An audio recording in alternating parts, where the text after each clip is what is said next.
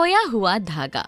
एक छोटे से भारतीय गांव में गोपाल नाम का एक बुजुर्ग दर्जी अपने बेटे रवि के साथ रहता था।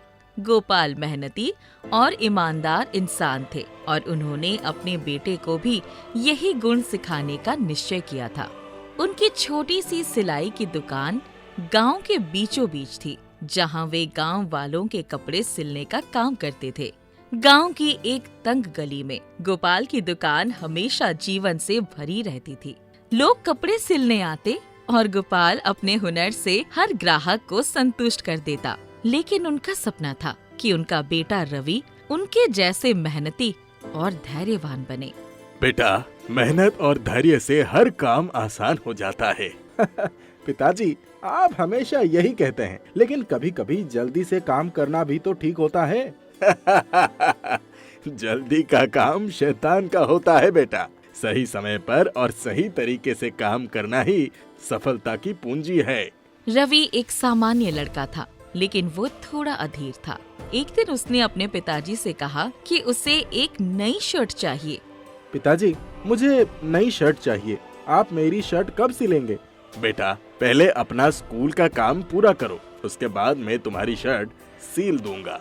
आप हमेशा लाड देते हैं, मैं खुद अपनी शर्ट सिल लूंगा। रवि ने पिताजी की बात नहीं मानी। एक दिन जब गोपाल किसी काम से बाहर गए तो रवि दुकान में घुस गया। पिताजी को दिखा दूंगा कि मैं भी कपड़े सिल सकता हूँ। रवि ने कपड़ा उठाया और कैंची से काटने लगा, लेकिन उसे सिलाई का अनुभव नहीं था और उसने कपड़ा गलत तरीके से काट दिया।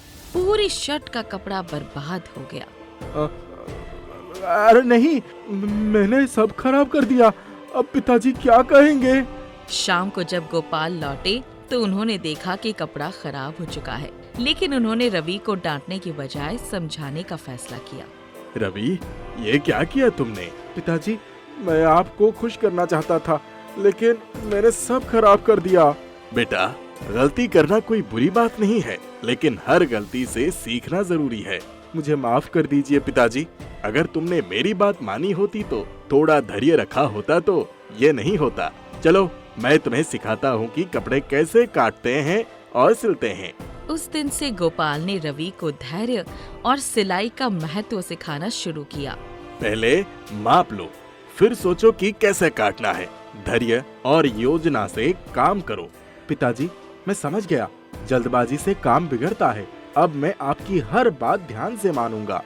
कुछ महीने में रवि ने सिलाई का अच्छा अभ्यास कर लिया। उसने अपनी खुद की शर्ट भी सिल ली। पिताजी, देखिए, मैंने खुद ये शर्ट बनाई है। वाह, बहुत बढ़िया बेटा। ये तुम्हारे धैर्य और मेहनत का नतीजा है। पिताजी, अब मुझे समझ में आ गया है कि आपकी हर बात कितनी सही होती है।